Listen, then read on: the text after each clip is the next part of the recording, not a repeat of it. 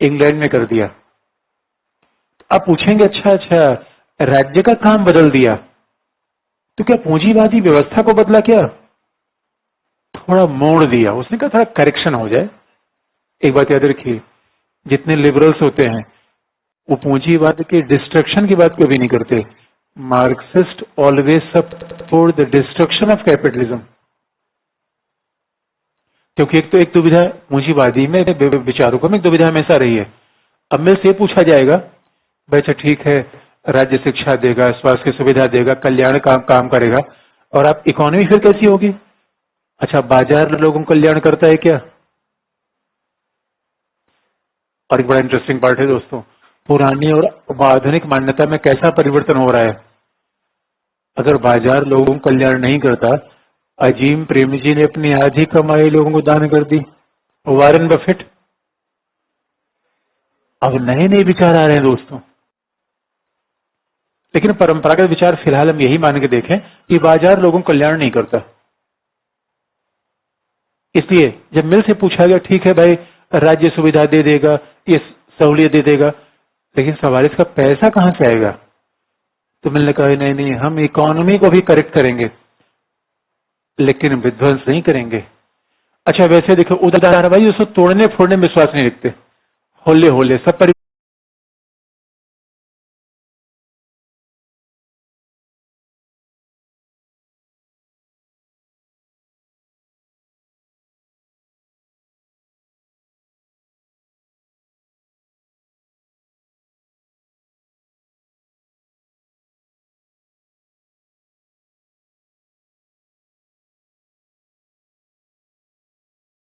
परिवर्तन कैसा होना चाहिए, होले होले।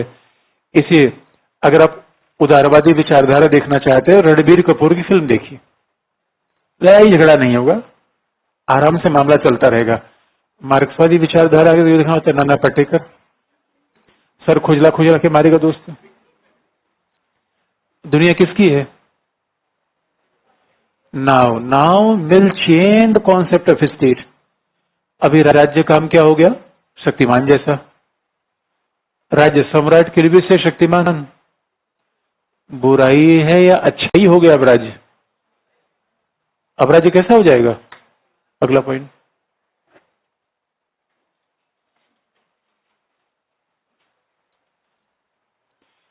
मिल ने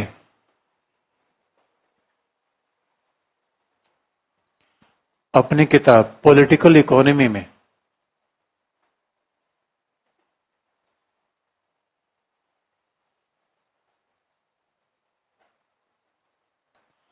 मिल ने अपनी किताब पॉलिटिकल इकोनॉमी में यह स्वीकार किया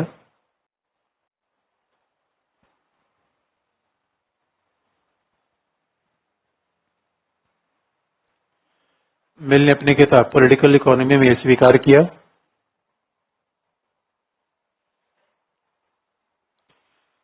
कि राज्य के द्वारा पूंजीवादी व्यवस्था को नियंत्रित किया जाएगा। नियंत्रित अंडरलाइन, याद रखिए, विनाश नहीं।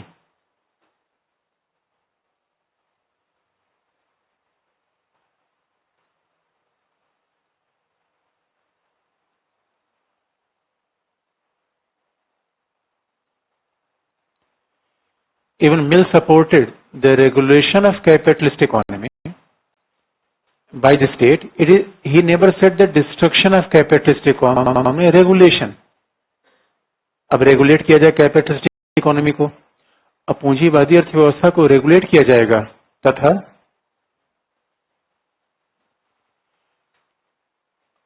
तथा क्या हो गया? तथा प्रगतिशील करारोपण भी आरोपित किया जाएगा।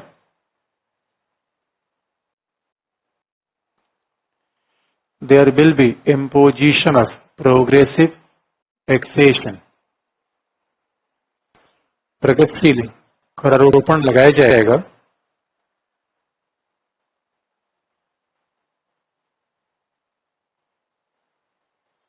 जिससे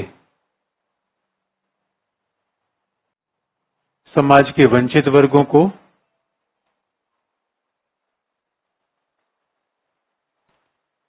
मूलभूत सुविधाएं प्रदान की जाएंगी। Therefore, state will provide the basic facilities for the deprived sections of society.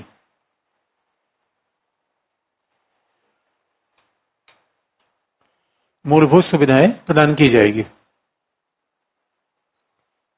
तो ऐसा मिलने माना, तो मिलने राज्य काम तुरंत चेंज कर दिया, और जैसे राज्य काम सकारात्मक हुआ तो अब क्या हो गया, सकारात्मक उदारवाद। और इसलिए कहा भी जाता है कि there is 2 type of functions of state. राज्य के 2 काम होते हैं, one is compulsory functions of state and second one is voluntary. राज्य का एक काम कौन सा होता है, अनिवार्य। दुनिया का हर राज्य लॉ एंड ऑर्डर मेंटेन करता है, that is compulsory, and compulsory means negative functions of state. जो अनिवार्य कार्य है वो नकारात्मक है, and here voluntary means positive functions, welfare functions. और आप जानते हैं कि there is a basic difference between welfare functions and the regulating functions of state. अगर राज्य के द्वारा नियंत्रण किया जा रहा है फिर तो नकारात्मक है। वेलफेयर का मतलब है कि बाकायदा वो सकारात्मक है, जिससे लोगों की भलाई की जा रही है। इस वजह से बिल ने पहला बड़ा परिवर्तन कर दिया। अगला पॉइंट, ऐच्छिक कार्य सकारात्मक कार्य। अगला पॉइंट, लेकिन सेबाइन का तर्क है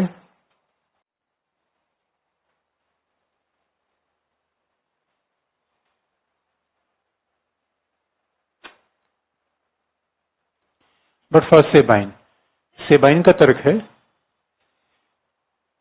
कि उदारवादी विचारधारा का सबसे सफल संशोधन, the most successful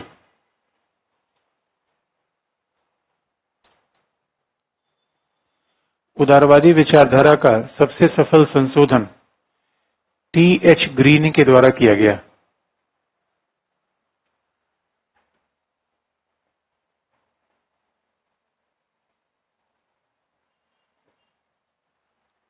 T.H. Green is considered as the most successful thinker who revised the classical liberal thought. T.H. Green ने उदारवादी विचारधारा का सबसे सफल संशोधन किया और राज्य को एक आवश्यक अच्छाई कहा।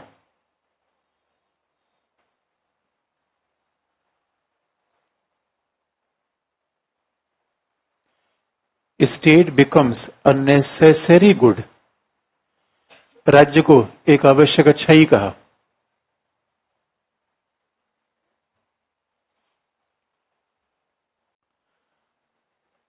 राज्य को एक आवश्यक अच्छाई कहा, बल्कि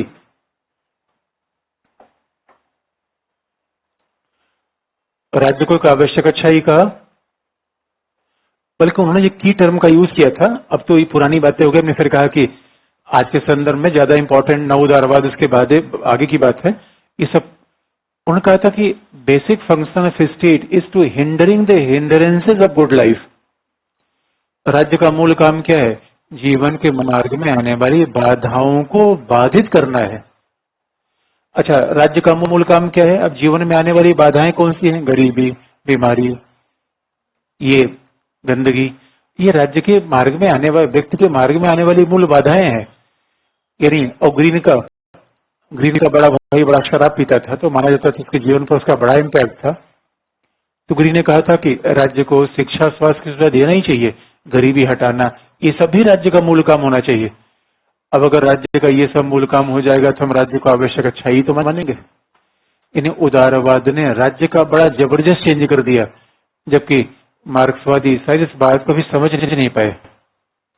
मार्क्सवादियों ने केवल एक ही बात को रटते रह गए कि राज्य शोषणकारी एजेंसी है, राज्य बुर्जुआवादी एजेंसी है, लेकिन उदारवादियों ने मार्क्स की आलोचना की सारी बात को ध्यान में रखते हुए कैसे अपने में ही चेंज कर लिया। इसलिए अब राज्य तो, अब बताइए, अगर राज्य कल्याणकारी है तो सबकी भलाई के लिए काम कर रहा है या केवल बुर्जुआ के लिए? सबकी भलाई के लिए। अब इसलिए अब कहा भी गया और कहा भी जाता है, ग्रीन ने उदारवाद को समूचे समुदाय की विचारधारा बना दी दिया, जबकि उदारवाद अपने आरंभ में केवल धनी लोगों की विचारधारा थी। उदारवाद से हमेशा आलोचना ही लगती थी कि संपत्तिशाही लोगों की विचारधारा है, इस संपत्तिशाही लोगों की विचारधारा है, पूंजीपतियों की विचारधारा है। अब सवाल है कि राज्य के द्वारा सबको सुविधाएं मिलने लगी। अब जब सबको सुविधाएं मिलने लगी तो राज्य आवश्यक अच्छा ही बन गया और राज्य का बने रहना व्यक्ति के जीवन के उत्थान में सहायक हो गया। राज्य का मूल स्वभाव नियंत्रणकारी नहीं है। और ये बात ध्यान में रखने की आवश्यकता है, समाज में 1% लोग ऐसे होते हैं जिनका पुलिस और मिलिट्री सामना होता है, और गांव में रहने वाले लोग तो पूरे जीवन भर भी उनका पुलिस सामना नहीं हो पाता।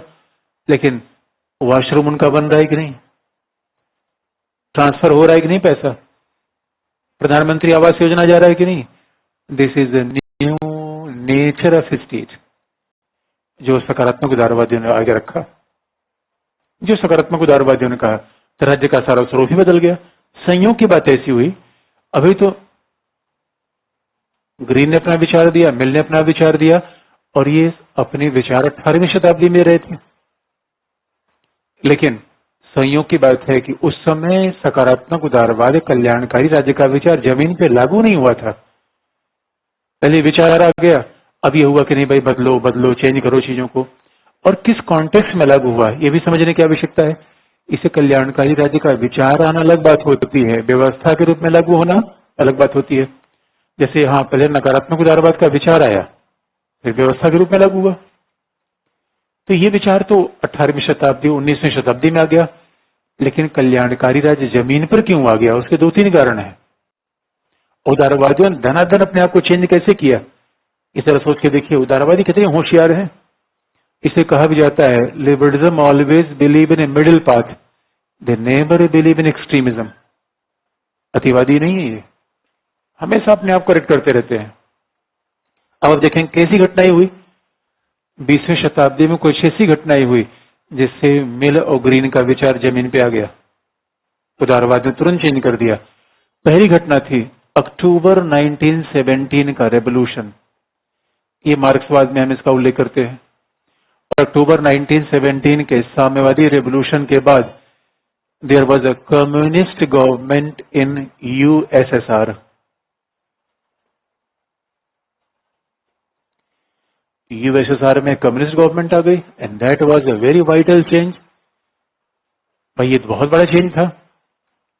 सोवियत संघ में साम्यवादी शासन आ गया, और जब सोवियत संघ में साम्यवादी शासन आया तो सोवियत संघ ने क्या कहा, राज्य ने क्या कहा, मुफ्त में शिक्षा, मुफ्त में शिक्षा, मुफ्त में स्वास्थ्य, मुफ्त में, मतलब रसिया ने तो ऐसा मॉडल डेवलप कर दिया, पूरा राज्य का नियंत्रण इकोनॉमी पर रहेगा।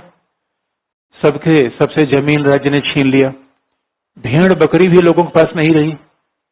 यानी जमीन किसकी, राज्य की, भेड़ बकरी किसकी, राज्य की, दुकान किसकी, राज्य की।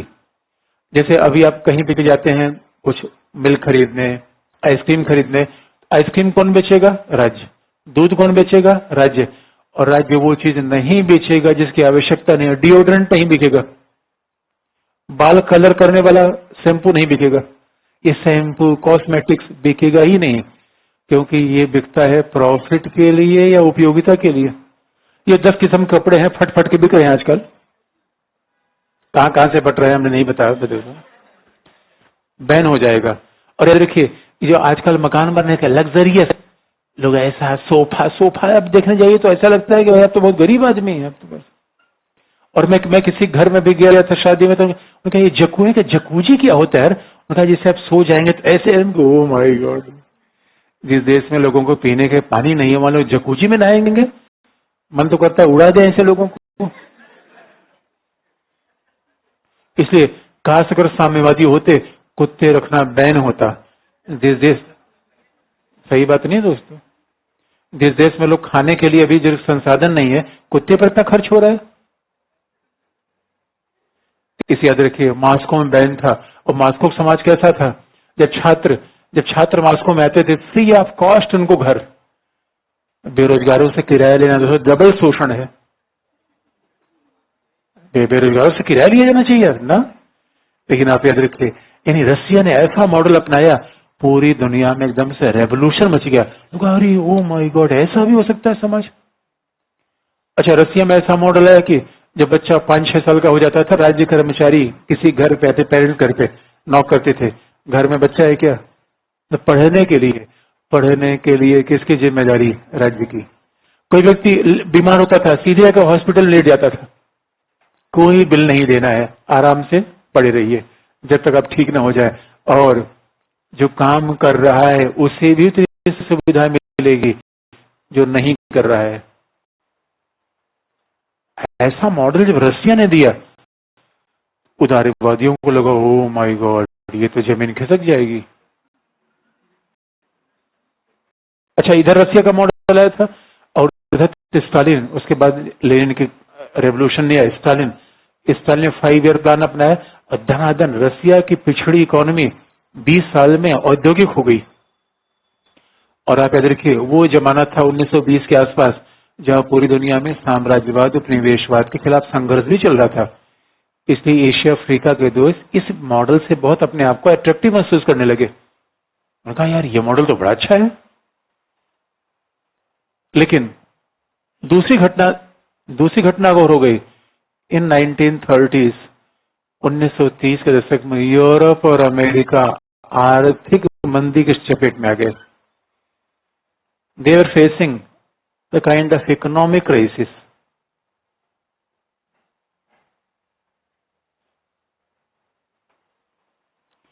आर्थिक मंदी में आ गए,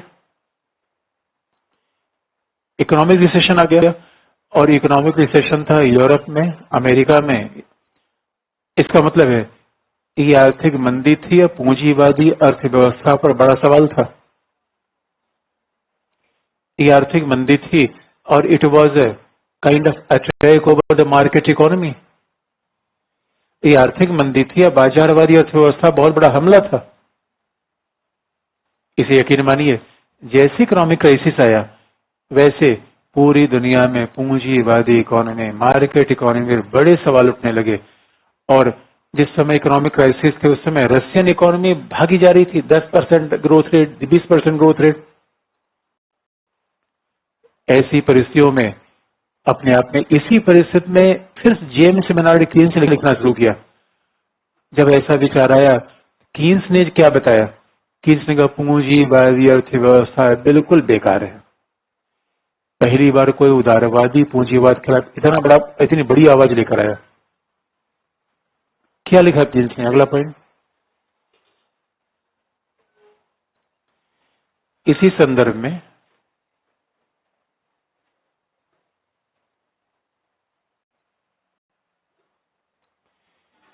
जेम्स मेनार्ड कीन्स ने लिखते हुए कहा, KEYNES, इसी संदर्भ में जेम्स मेनार्ड कीन्स ने लिखते हुए कहा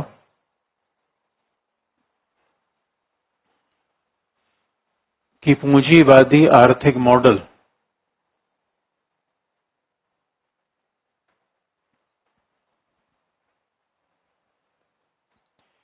जेम्स मेनार्ड कीन्स ने लिखते हुए कहा, पूंजीवादी आर्थिक model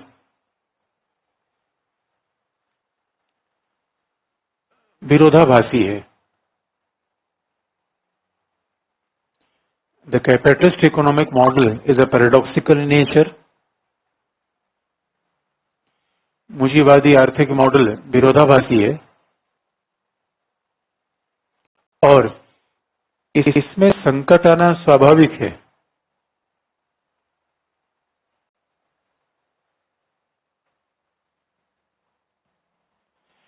It's paradoxical and it always creates a kind of crisis. इसमें संकट आना स्वाभाविक है, इसमें संकट आना स्वाभाविक है। और जेम्स मेनार्ड कीन्स ने कैसा, उसने क्या किताब लिखी, theory of employment, interest and money. Maynard ने किताब लिखी थी, theory of employment,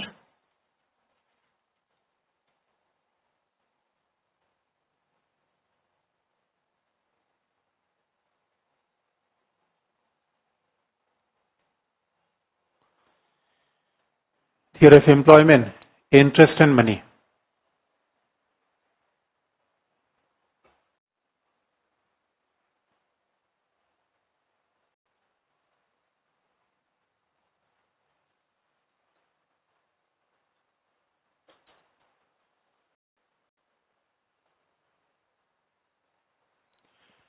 employment, interest and money, ये बाकायदा किताब लिखी और उसमें देखिए एक प्रॉब्लम उस कीन्स ने कही कि कैपिटलिस्ट इकोनॉमी, मार्केट इकोनॉमी की सबसे बड़ी प्रॉब्लम क्या है, जो भी आपको भारत में दिखी भी होगी।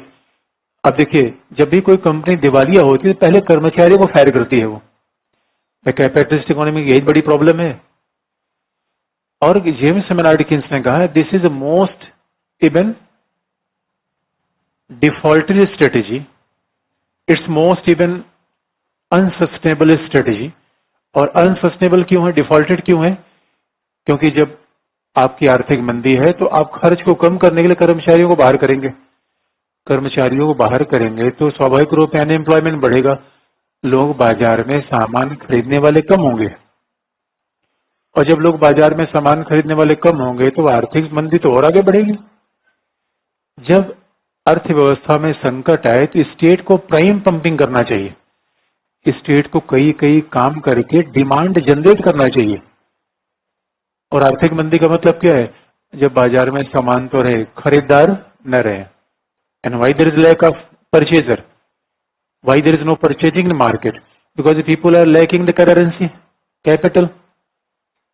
इसलिए मेनार्ड कीन्स ने कहा इसका मतलब है जब तक राज्य इकोनॉमी को नियंत्रित नहीं करेगा बहुत बड़ी प्रॉब्लम बन जाएगा ये। और अगर राज्य इकोनॉमी को नियंत्रित करेगा that goes against the kind of capitalist system. Maynard Keynes ने बात कही थी, उधर संकट था ही। और आप याद रखिए द्वितीय विश्व युद्ध के बाद कल्याणकारी राज्य का विचार जमीन पे लाना पड़ा, क्योंकि after second world war cold war था, अमेरिका और पूरा यूरोप सोवियत संघ के साथ लड़ रहा था। ये लड़ाई वैचारिक हो चुकी थी, इसलिए। और सोवियत संघ हमेशा कहा करते पूंजीवादी पूंजीवादी साम्राज्यवादी। इन लोगों ने कहा no no we are not capitalist, we are liberal. इसलिए इन्होंने भी कल्याणकारी राज्य का विचार अपना लिया। Always remember the fact that साम्यवादी कभी भी वेलफेयर स्टेट को नहीं मानते। अब शब्दों की पकड़ है, ये हमेशा ध्यान में रखिए।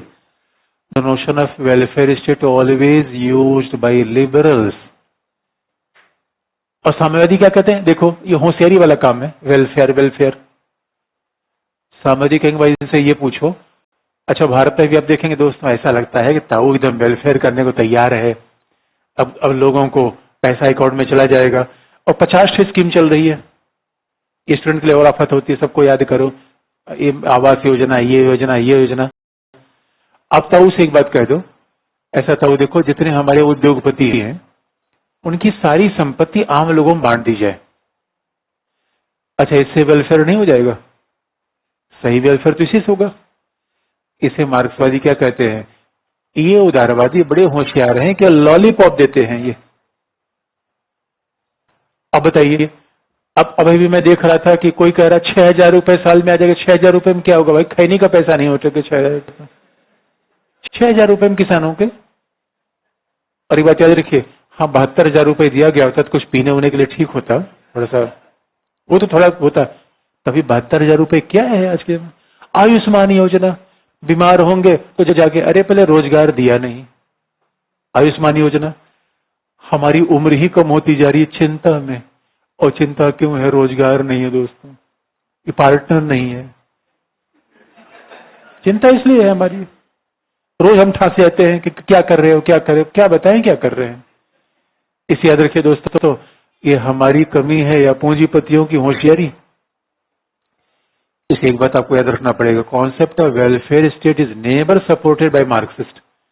मार्क्सिस्ट कहते हैं ये प्रपंच करने क्या वेलफेयर वेलफेयर, ये जादूगरी है इनका, ये बड़े होशियार हैं।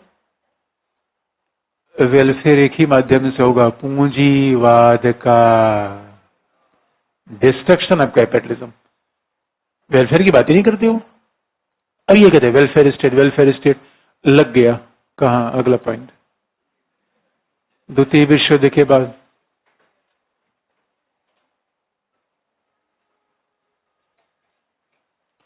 द्वितीय विश्व युद्ध के बाद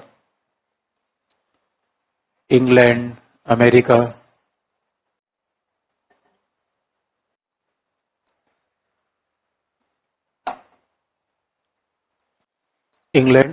में कल्याणकारी राज्य का प्रयोग किया गया।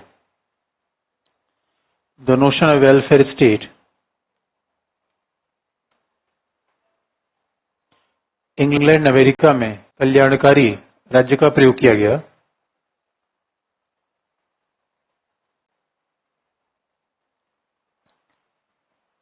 The notion of welfare state was utilized in a country like England, US. और याद रखिए, हमने भी उसी दिशा में रफ्तार पकड़ ली, हमने भी तो कल्याणकारी राज्य अपनाया।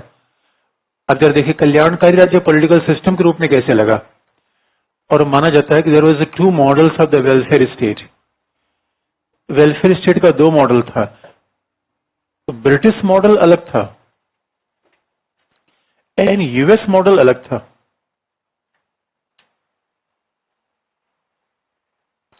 कल्याणकारी राज्य का ब्रिटिश मॉडल अलग था, यूएस मॉडल अलग था।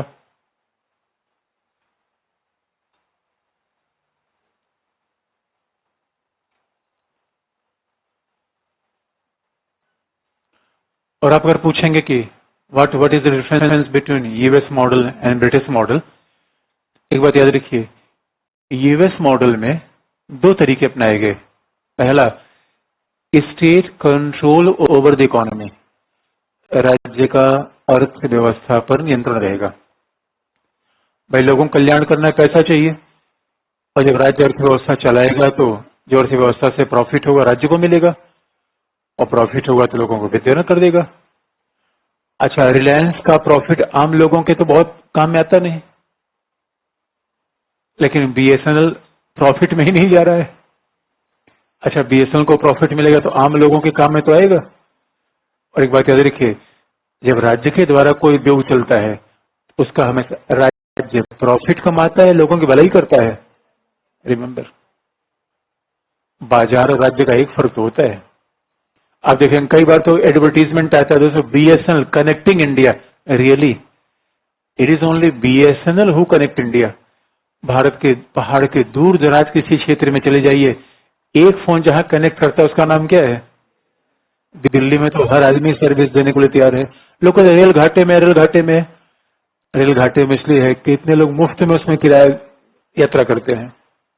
मैं तो एक बार एमपी की तरफ में ट्रेन में जा रहा था, पता था ट्रेन में बकरी, साइकिल, लकड़ी सब कुछ लेकर बैठ गए। क्यों?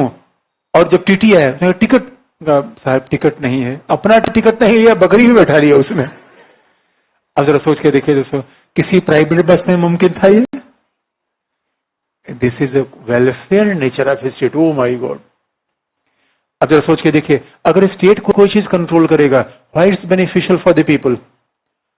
आप सभी लोग विश्वविद्यालय से पढ़ के आए हैं, बहुत सारे लोग हॉस्टल में भी रहे होंगे। हॉस्टल में रहे कि नहीं रहे? अच्छा, हॉस्टल में कितनी फीस लगती थी महीने में? कितनी? 200, 400। और दोस्तों हम लोगों ने जब पढ़ाई की थी उस समय हॉस्टल की फीस थी साल भर में 120 रुपए। 120 रुपए। अब तो कई सारी चीजें बढ़ गई, लेकिन दोस्तों अगर आपने वहां पे महीने में अगर आज में 4 ही 500 दिया, 1000 भी आपने दिया, दिल्ली में कितना किराया दे रहे हैं? Why why this difference exist?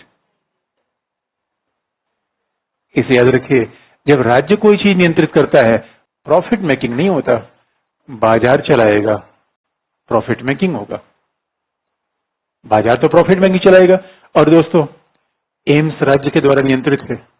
10 रुपए के स्लिप लीजिए और दुनिया के बेस्ट डॉक्टर से इलाज करवाइए। और फोर्टिस ऑफ मैक्स में चले जाएंगे तो क्या होगा?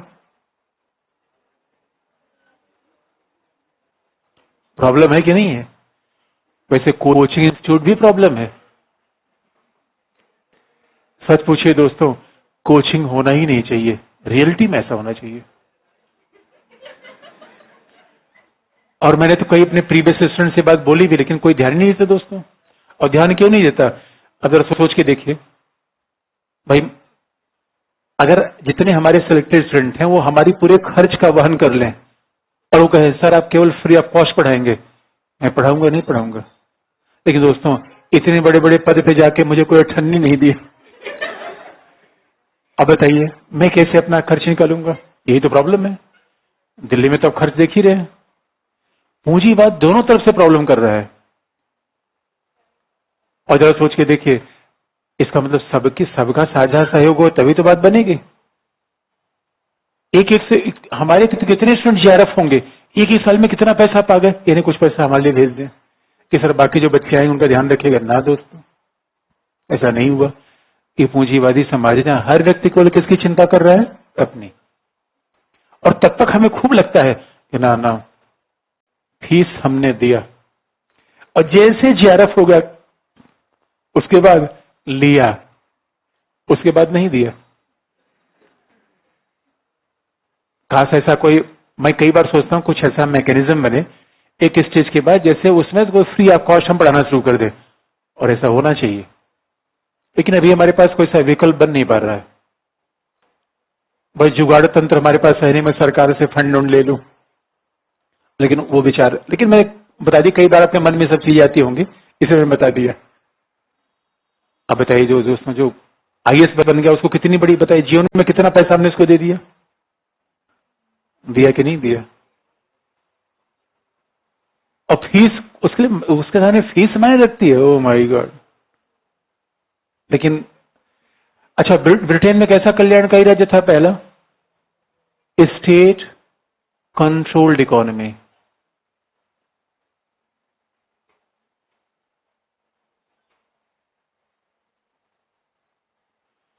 राज्य नियंत्रित अर्थव्यवस्था, स्टेट कंट्रोल्ड इकोनॉमी, राज्य नियंत्रित अर्थव्यवस्था।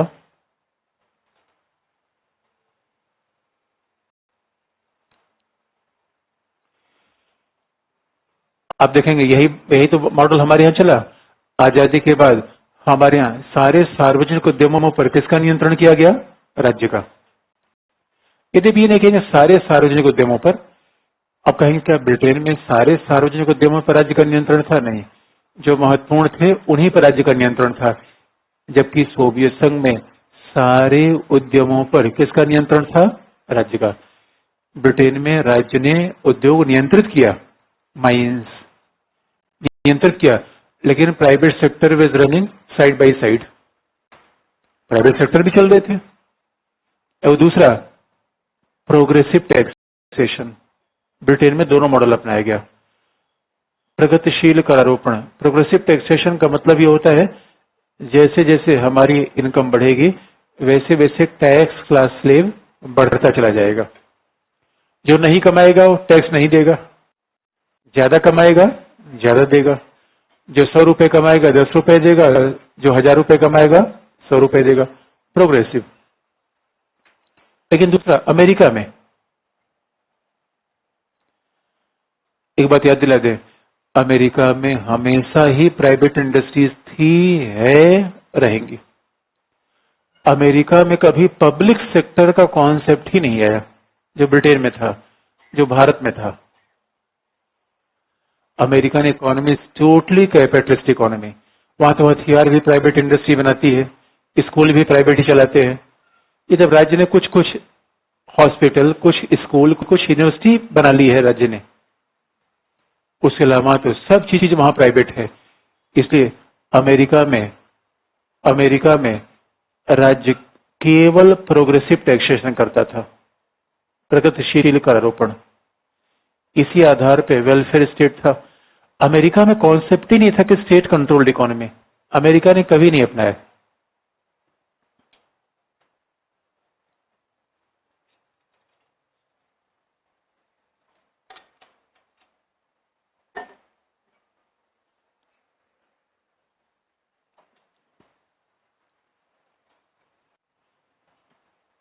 लेकिन तो ब्रिटिश मॉडल हमने अपना लिया, लेकिन एक बात दोनों में समानता थी, याद रखिए, राज्य के द्वारा दोनों में सामाजिक आर्थिक सुविधाएं प्रदान की गई, हेल्थ, एजुकेशन।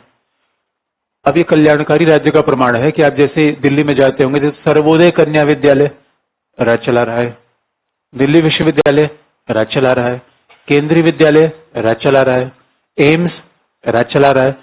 यानी इसे कहते हैं सोशल गुड्स। दो प्रकार की वस्तुएं हैं, एक भौतिक वस्तु से सामाजिक वस्तुएं। सामाजिक वस्तु कौन दे रहा है? राज्य। सामाजिक वस्तु भी राज्य के द्वारा ही दिया जा रहा है, इसलिए व्यवहारिक रूप में कल्याणकारी राज्य लागू हो गया। अब जरा देखें, कंपैरिजन करें, आगे बढ़े कि शास्त्रीय उदारवाद से आधुनिक उदारवाद में परिवर्तन क्या हुआ। शास्त्रीय उदारवाद से आधुनिक उदारवाद में परिवर्तन क्या हुआ? एक लाइन और लिख लीजिए लास्ट में।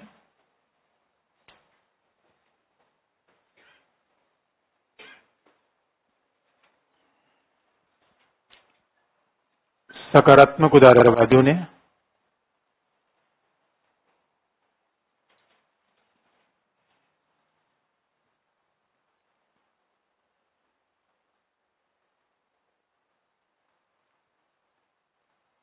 सकारात्मक उदारवादियों ने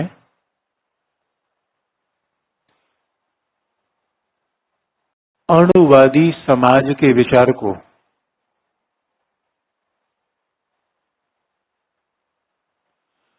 अणुवादी समाज के विचार को परिवर्तित किया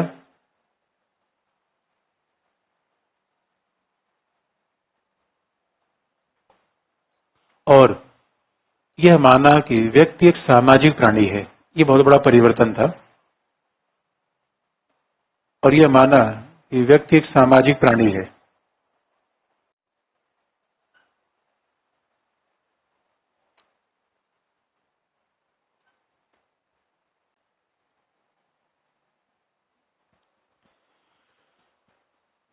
और यह माना कि व्यक्ति एक सामाजिक प्राणी है।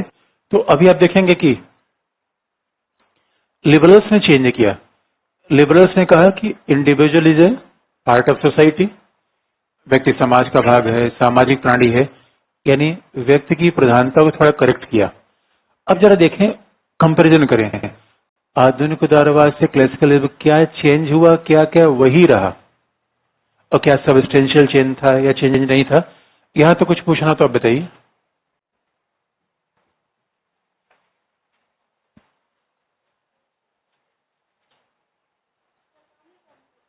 क्या करें? प्रगामी का मतलब होता है कि जो अतीत को पुनर्जीवित करना चाहे, जो परिवर्तन न करना चाहे, प्रगामी।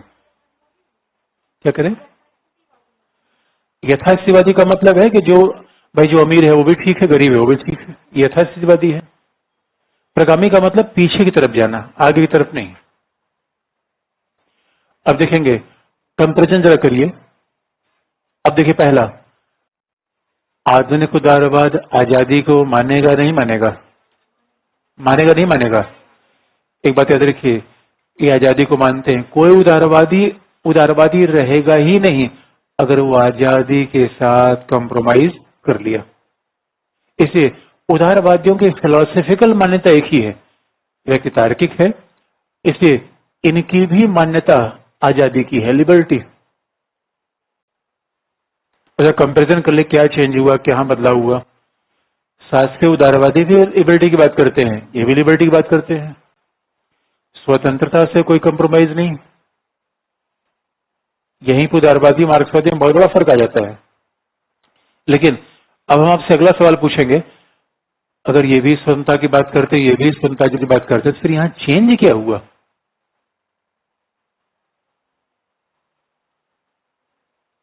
चेंज क्या हुआ? फिर क्या संशोधन हुआ, क्या परिवर्तन हुआ?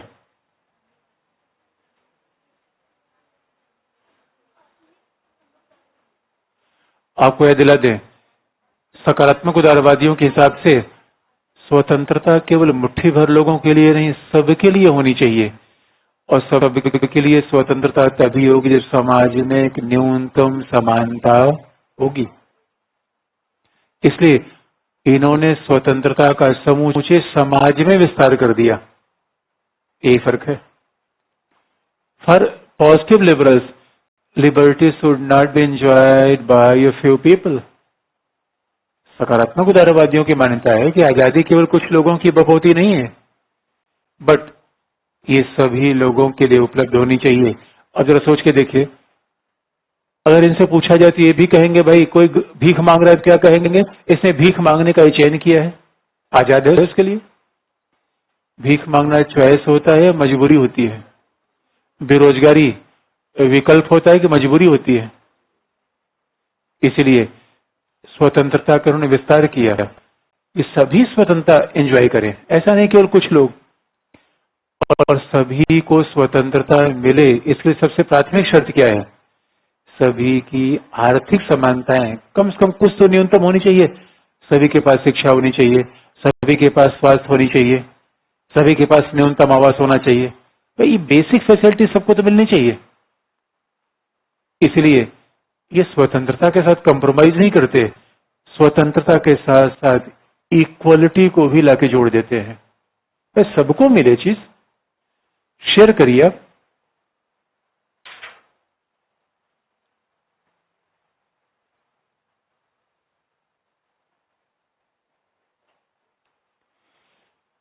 इसलिए राज्य के द्वारा जो शिक्षा, स्वास्थ्य की सुविधा ये सब प्रदान की जा रही है, इसने स्वतंत्रता का विस्तार किया, स्वतंत्रता को संकुचित किया, स्वतंत्रता का विस्तार किया। They expanded the meaning of liberty. इन्होंने स्वतंत्रता को आगे बढ़ाया, स्वतंत्रता का विस्तार किया, पहली बात। दूसरा,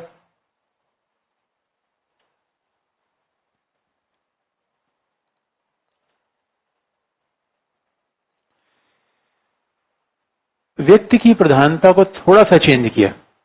और इन्होंने माना कि भाई देखिए व्यक्ति तो ठीक है, लेकिन व्यक्ति से ही सब कुछ है जरूरी नहीं है। इसलिए उन्होंने क्या कहा, कम्युनिटी को ज्यादा महत्व दिया। ये बदला इन्होंने। वह व्यक्ति से सामाजिक प्राणी है। For them community is important. बस एक ही फर्क है, ये व्यक्ति को अस्वीकार नहीं करते, बल्कि क्या कहते हैं, समुदाय से व्यक्ति है। और ये क्या कहते हैं, व्यक्ति से समुदाय है। फर्क इतना ही है प्राथमिकता का। ये क्या कहते हैं कि society is there because of individual.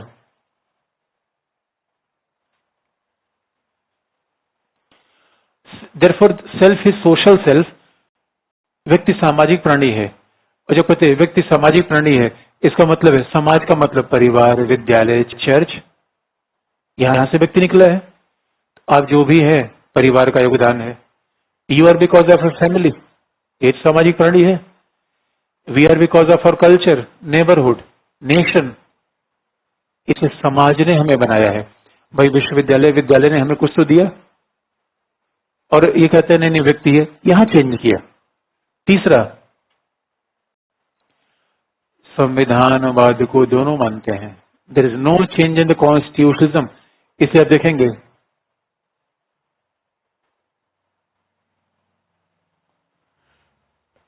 कोई भी संविधानवाद, लोकतंत्र, इससे उदारवाद कंप्रोमाइज नहीं करेगा, संविधानवाद को मानेगा।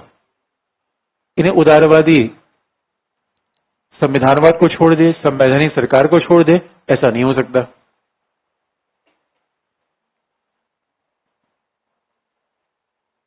अगला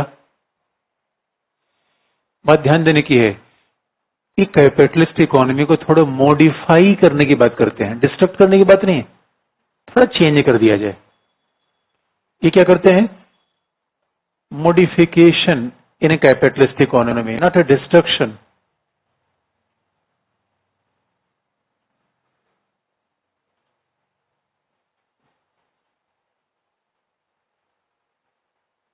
थोड़ा सा चेंज कर दिया जाए पूंजीवाद में, मॉडिफिकेशन इन कैपिटलिस्ट इकोनॉमी।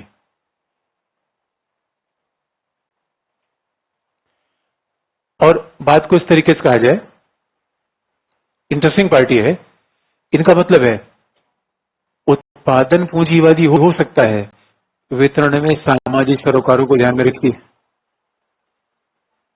इनको उत्पादन समस्या नहीं है। They have never objected over the capitalist production. America में सब कुछ पूंजीवादी उत्पादन हुआ, लेकिन राज्य ने क्या किया, थोड़ा सा सामाजिक रूप में लोगों को वितरण कर दिया। इसलिए मॉडिफिकेशन कैपिटलिस्ट इकोनॉमी में इसे कभी नहीं कहते बाजार का हम विध्वंस कर देंगे। इसे आप देखें, इंग्लैंड हो अमेरिका हो, उसमें प्राइवेट सेक्टर हमेशा बने रहे, पूंजीपति कभी खत्म नहीं हुए। और इसी का परिणाम है कि दुनिया में सबसे ज्यादा बिलियनर कहां से आते हैं? यूएस से आते हैं। उन्होंने नहीं कहा कि ठीक है भाई, आपकी पूंजी थोड़ा समाज के लिए भी लग जाएगी, इसका मतलब केवल आप ही उसका पूरा उपयोग नहीं करेंगे, थोड़ा टैक्स ज्यादा दीजिए। आजकल उसी का नया नाम आ गया corporate social responsibility. Warren Buffett ने एक नया ही कॉन्सेप्ट दे दिया है। वॉरेन बफेट जैसे अजीम प्रेमजी, वॉरेन बफेट जैसे लोग तो ये बताने के तुले हुए हैं कि पूंजीवाद से ही समाज की भलाई संभव है। ये इंटरेस्टिंग पार्ट ये है। वॉरेन बफेट का विचार तो इथिक्स से विवर में आ चुका है। तो मॉडिफिकेशन कैपिटलिस्ट इकोनॉमी, और हमने पहले बता दिया जब समाज प्राथमिक हो गया, एटोमिस्टिक सोसाइटी तो नहीं रही, एटोमिस्टिक सोसाइटी तो नहीं रही। लेकिन इसमें क्या कंटिन्यू है? They also believe in secularism, इस चीज को बनाए रखा इन्होंने। पंथ निरपेक्षता उदारवादी की मूल मान्यता है, उसको इन लोगों ने बनाए रखा।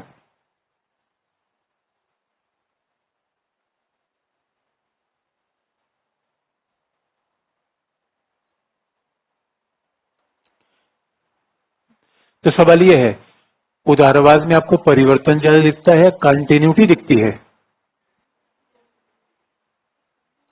क्या दिखता है आपको? सच पूछिए, परिवर्तन थोड़ा थोड़ा ही तो है। परिवर्तन बड़ा स्लाइटली है। इस वजह से कहा जाता है कि उदारवाद के बेसिक ट्रेड्स जो उसके फिलोसफिकल बेस रहे हैं वो हमेशा से रहे हैं, जो उसका पॉलिटिकल बेस है वो हमेशा से आगे है।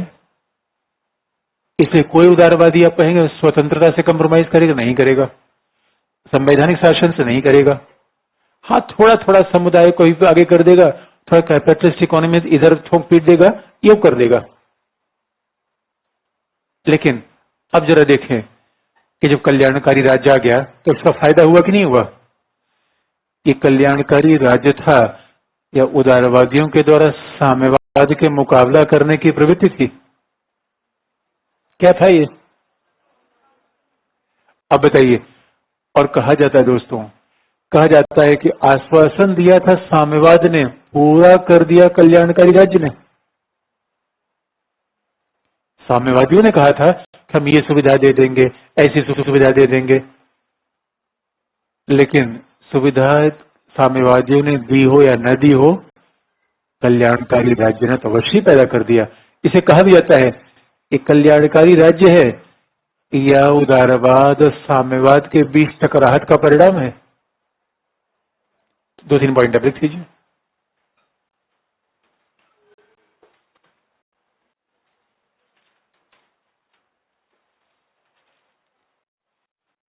उदारवादियों ने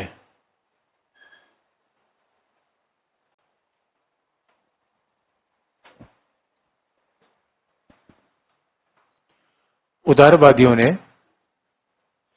कल्याणकारी राज्य के उदय में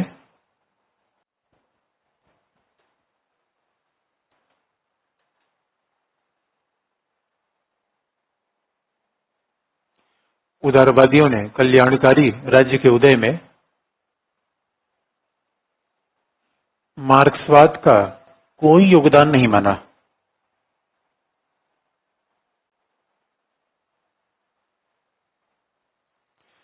liberals never accepted any contribution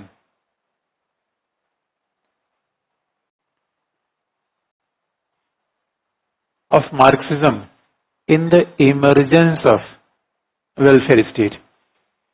उदारवादियों ने कल्याणकारी राज्य के उदय में मार्क्सवाद का कोई योगदान नहीं माना, परंतु परंतु आलोचक ये मानते हैं,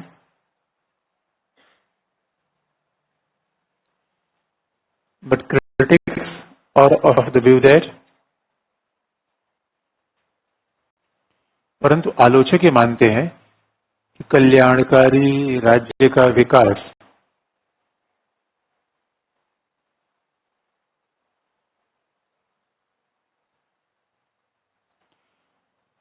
उदारवाद और मार्क्सवाद के बीच संघर्ष का परिणाम है।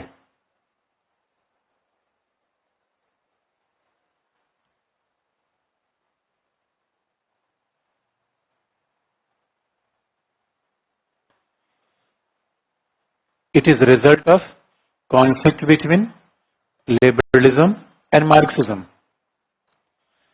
अच्छा, बात को इस तरीके से करें, ये कल्याणकारी राज्य है या उदारवाद और मार्क्सवाद का कॉकटेल है? ऐसा ही लगता है उदारवाद और मार्क्सवाद के बीच का भी रास्ता है। क्यों? देखिए, हम तो बार बार करें मार्क्सवाद अलग से पढ़ेंगे, लेकिन थोड़ा सा कंपैरिजन हो ही जाता है, और जब क्रिटिकल इवैल्यूएशन करते हैं तो कंपैरिजन हो जाता है। अब आप ध्यान से देखेंगे कि मार्क्सवादियों ने क्या किया, राज्य का अर्थव्यवस्था पर समूचा नियंत्रण होगा, लेकिन जो बात ध्यान रखने की है, मार्क्सवादियों ने संविधानवाद पर कभी बल नहीं दिया, आजादी को दबा के रखा, आजादी को नहीं बल दिया। उनका पूरा ध्यान इकोनॉमी पे था कि राज्य का नियंत्रण जैसे उद्योग पे, कल कारखाने पे हो जाएगा, सारा मामला सही हो जाएगा। और कहा भी जाता है मार्क्सवादी तो राज्य को बनाए रखने के बजाय राज्य के खात्मे की बात कर रहे थे। हम डिस्ट्रक्शन स्टेट को कर देंगे, सरकार खत्म हो जाएगी, इकोनॉमिक सिस्टम पूंजीवाद बिल्कुल डिस्ट्रॉय हो जाएगा, ऐसा मार्क्सवादी कह रहे थे, ऐसा मार्क्सिस्ट बोल रहे थे। लेकिन उदारवादियों ने किसी बीच बीच का रास्ता अपना लिया, राज्य भी रहेगा, वेलफेयर भी रहेगा, स्वतंत्रता भी रहेगी, समानता भी रहेगी, समूह का हित भी रहेगा, व्यक्ति की आजादी भी रहेगी। इसलिए कहा भी जाता है, आगे लिखे, इसलिए कहा जाता है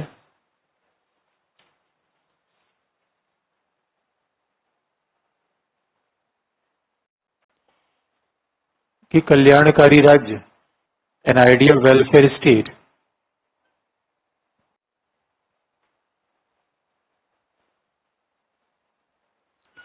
कल्याणकारी राज्य, उदारवाद और मार्क्सवाद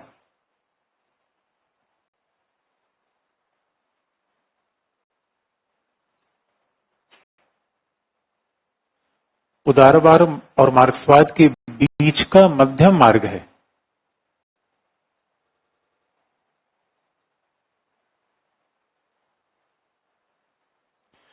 It is middle path between liberalism and the Marxism, and that is welfare state। अच्छा, मध्यम मार्ग क्यों है? क्योंकि मार्क्सवाद बताएंगे तो और आपको बात स्पष्ट हो जाएगी। तो अब कल्याणकारी राज्य बहुत सारे राज्यों अपना लिया गया और कल्याणकारी राज्य का विचार आगे हो गया। अब सवाल ये है, कल्याणकारी राज्य लग तो गया, और अब देखेंगे कि जिस मार्क्सवाद के भय से, जिस मार्क्सवाद के मुकाबले में कल्याणकारी राज्य आया था, वही मार्क्सवाद लोटपोट हो गया 1980 के दशक में। And that is very interesting. कल्याणकारी राज्य ने तो उदारवाद को चेंज नहीं किया मार्क्सवाद के भय से कि मार्क्सवाद पूरी दुनिया जीत लेगा, मार्क्सवाद उदारवाद का विनाश कर देगा। लेकिन सबसे इंटरेस्टिंग पार्ट ये हुआ, 1979 में चाइना ने समाजवाद के रास्ते के बजाय उदारवादी रास्ता अपना लिया। नंबर 1, बहुत बड़ी घटना थी। चाइना जो अपने आप को सोवियत संघ के बाद सबसे बड़ा साम्यवादी मानता था और कहा भी करता था कि साम्यवाद के हम बड़े प्रभावशाली प्रवक्ता हैं, लेकिन चाइना के द्वारा आधुनिकीकरण का विचार दिया गया, and that slogan was propounded by Deng Xiaoping. और डेंग शाओपिंग ने कहा चीन में हम आधुनिकीकरण अपना रहे हैं, मॉडर्नाइजेशन अपना रहे हैं। तो डेंग शाओपिंग से लोगों ने कहा कि भाई मॉडर्नाइजेशन का मतलब आप क्या करना चाहते हैं? उनका विदेशी निवेश हमारे यहाँ आएगा, उद्योगों को बढ़ावा दिया जाएगा, कुशलता बढ़ाई जाएगी, अब राज्य का इंटरफेरेंस इकोनॉमी में कम से कम होगा, एसईजेड बनाए जाएंगे। ओ, इट्स लिबरल इकोनॉमी, कैपिटलिज्म। नहीं, कैपिटलिज्म नहीं, लिबरल इकोनॉमी, मॉडर्नाइजेशन, नाम आप कुछ भी दे दीजिए, विचार तो वही था। नंबर 1। और 1979 तक आते आते सोवियत संघ की व्यवस्था तो हलाकान हो गई दोस्तों। यानी सोवियत संघ तो ऐसा हाल हो गया दोस्तों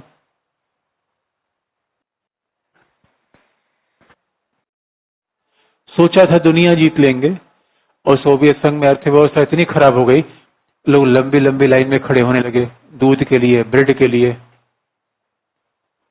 राज्य के द्वारा सब कुछ उत्पादन किया जा रहा था और राज्य का उत्पादन बड़ा ही खराब हो गया। राज्य लोगों की मूलभूत आवश्यकताओं की पूर्ति नहीं कर पाया। 1980 के दशक आते आते समाजवादी आकर्षण फीका होने लगा और इधर चीन ने रास्ता पलट दिया। और इसी कॉन्टेक्स्ट में एक विचारक, ये इस कॉन्टेक्स्ट में क्या कहिए, द्वितीय विश्व युद्ध के बाद जब वेलफेयर स्टेट की पूरी दुनिया में धूम थी, एक ही व्यक्ति ने उसके खिलाफ आवाज उठा रखी थी। लेकिन ये बात आप जानते हैं, बहुमत एक तरफ हो और एक व्यक्ति आवाज लेकर खड़ा हो जाए तो कोई इसको सुनता नहीं। हो सकता है 10-20 साल बाद कोई उसे रिवाइव करे। और 1979 में ब्रिटिश पीएम थी मार्गरेट थैचर और यूएस प्रेसिडेंट थे रेगन। और मार्गरेट थैचर ने एक विचारक का नाम लिया जिसका नाम था हायक।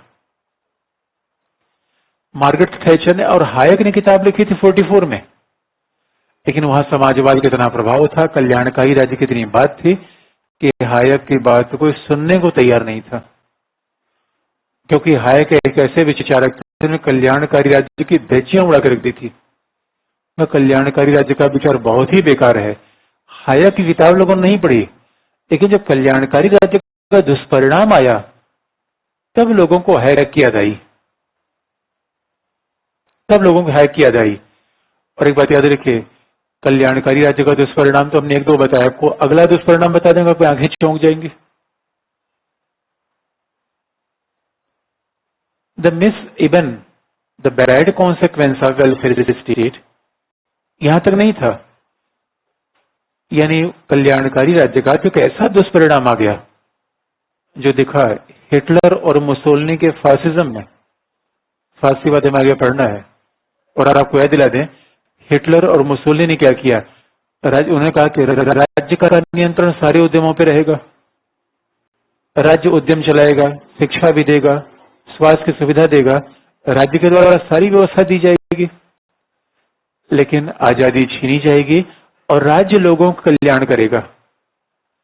और जब वेलफेयर स्टेट, यानी मुसोलिनी ने कहा हमारा राज्य वेलफेयर स्टेट, मुसोलिनी हिटलर ने लोगों का सही में वेलफेयर कर दिया। दोस्तों, ऐसी धुनाई इतिहास में कभी देखी नहीं गई। मुसोलिनी और हिटलर लोगों के खून के प्यासे थे या कल्याणकारी थे? अब सवाल ये आ गया दोस्तों, साम्यवादी कल्याणकारी नंबर 1, उदारवादी कल्याणकारी नंबर 2, फांसीवादी कल्याणकारी नंबर 3, असली कल्याणकारी कौन? बड़ा मामला फंस गया। असली कल्याणकारी कौन और कल्याणकारी राज्य की समस्या क्या? 1980 के दशक में एकदम सतह पर आ गई। कैसे आ गई? कल, आज के लिए